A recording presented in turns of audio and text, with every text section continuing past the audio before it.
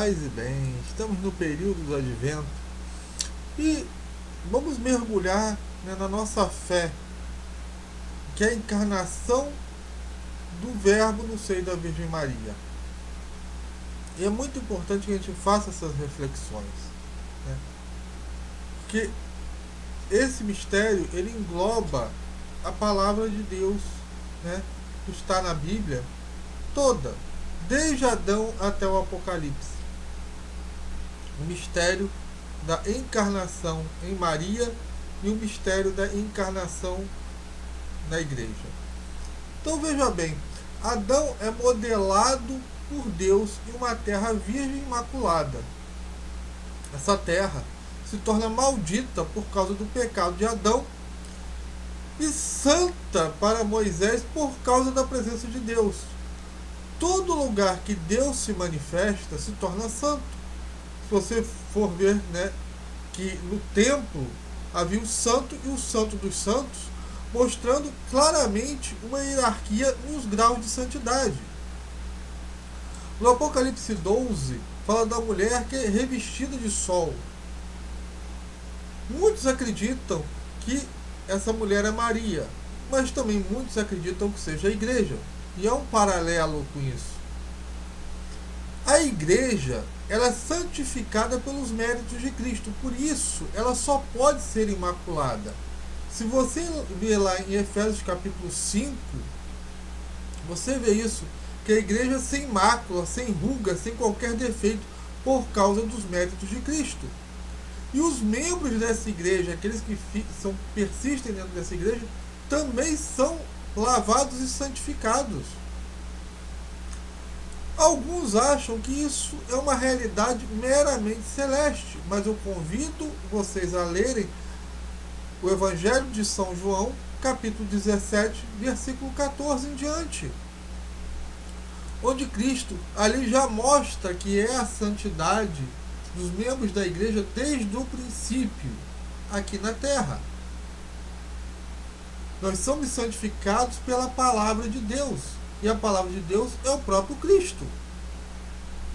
E nós participamos dessa glória de Deus. Tanto é que Jesus Cristo fala, a glória que tu me deste, eu dei a eles. Como Estevão, que se tornou cheio de graça, como o próprio Cristo. Cristo nasceu cheio de graça, porque ele é a própria graça. E Estevão assim o tornou. Nesse mistério a gente vai mergulhando cada vez mais, a gente vê que a igreja é santa nos seus membros. São Paulo chamava os cristãos de santos. Todo cristão em estado de graça é igual a Cristo. Como eu falei, deu o exemplo de Estevão, e vive a santidade. Por isso é que eu falo, aonde tem santos é onde o evangelho deu certo. O atestado que o evangelho deu certo é onde tem santos. Onde não tem santo, nenhum não pode ter esse evangelho ter dado certo. Ah, Cláudio, mas há pessoas ruins dentro da igreja, houveram papas podres, corruptos. Eu falo para vocês, tiveram 21 papas corruptos dentro da igreja, Mas isso, você vê essas coisas e se prende por infantilidade de fé, porque o próprio Cristo falou que a rede ia apanhar os peixes bons e maus, o joio e o trigo, a festa de casamento e o próprio Judas. Agora, se você baseia a sua igreja a partir de Judas, então realmente a sua igreja é decadente.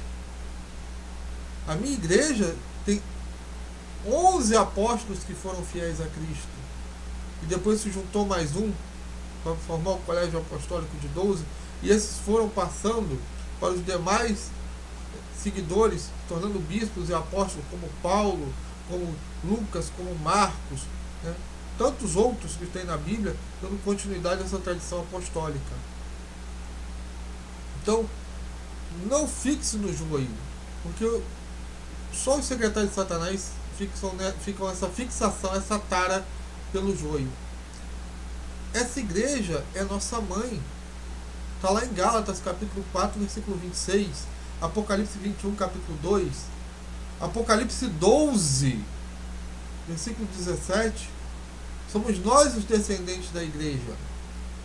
Ora, Se essa igreja que dá luz a Cristo espiritualmente é santa e imaculada, que dirá aquela que deu a luz a ele literalmente?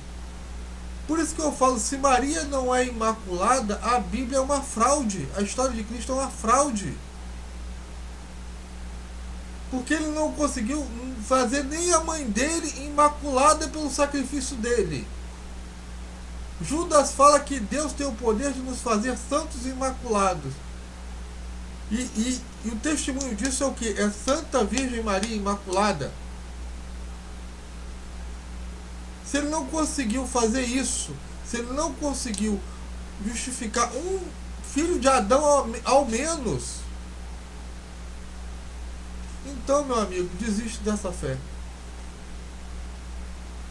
Porque a Bíblia fala que a igreja que dá luz a Cristo espiritualmente, ela é imaculada.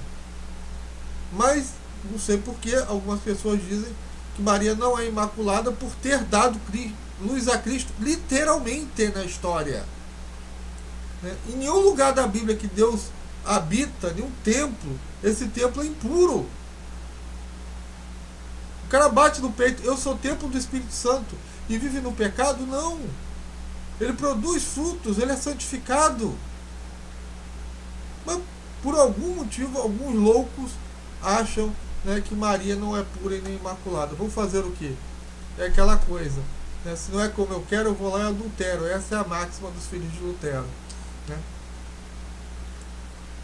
Então, veja o seguinte, e aqui é uma questão de inteligência. Deixe-se conduzir pelo Espírito Santo e perceba.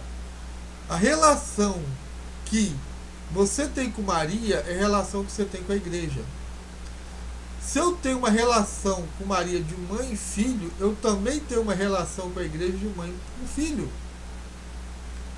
Agora, se eu vejo Maria como barriga de aluguel, eu vou ter uma relação com essa igreja como se ela fosse barriga de aluguel. A relação é mercenária. Não é uma relação de mãe e filho. Não há um vínculo amoroso por essa igreja. Se eu tenho a igreja como mãe, e se eu sustento a minha mãe, ajudo ela quando eu posso, então eu não tenho vergonha de chegar, olha, toma aqui essa contribuição. Mas se eu vejo a igreja como mercenária, eu faço aquilo com dó no coração. Eu questiono aquilo. Eu tento arrumar subterfúgios para não ajudar aquela igreja. Se eu tenho a igreja como minha mãe, eu acredito que ela sustenta a verdade e é ela que me ensina.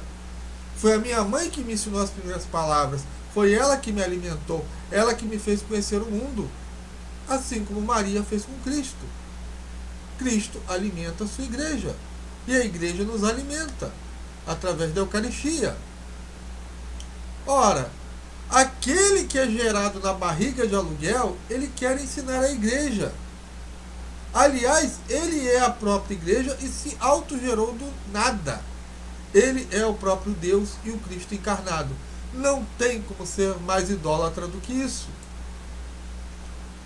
Ou a igreja é aquela que damos sim a Deus e somos servos de Deus, ou caímos na idolatria e achamos que nós somos Deus e senhores de nós mesmos. Então sejamos exemplo de Maria, né? Sigamos esse exemplo de Maria, que é a imagem da igreja. Saibamos dizer sim a Deus e sermos servos de Deus. Fazei tudo o que Ele vos mandar. Aqueles que são barriga de aluguel, eles dizem: Jesus foi malcriado com Maria nas bodas de Canaã. Mas o que Jesus pergunta para nós é: qual a relação que eu tenho com esta mulher? Se Jesus não tivesse relação nenhuma com essa mulher, vínculo nenhum com essa mulher, se ela fosse uma desconhecida para ele, ele jamais anteciparia o milagre. Já pensou nisso? Ele não diz nem que sim nem que não para Maria que vai fazer milagre. Ele simplesmente pergunta qual é a nossa relação. E Maria, guiada pelo Espírito Santo, repleta de Deus, o que ela fala? Fazei tudo o que ele vos disser. A sintonia é tanta entre a mãe e o filho que ela sabia no fundo do coração, não precisava falar sim, não, ela simplesmente perguntou qual é a relação que nós temos. E ela sabia, nós que somos filhos da igreja, nós sabemos qual é a relação de Jesus e Maria, e é por isso que ele antecipa esse milagre. Por isso que Maria nos acolhe dentro da igreja. Quantas graças nós recebemos por Maria, quantas vezes Maria me amparou nessa vida. Sou muito grato a essa mãe, sou muito grato a essa igreja, né, que ela nos ensina para que nós não sejamos pagãos nesse mundo, né, que sempre está querendo dizer não a Deus. Então, paz e bem para todo mundo e até a próxima. Amém.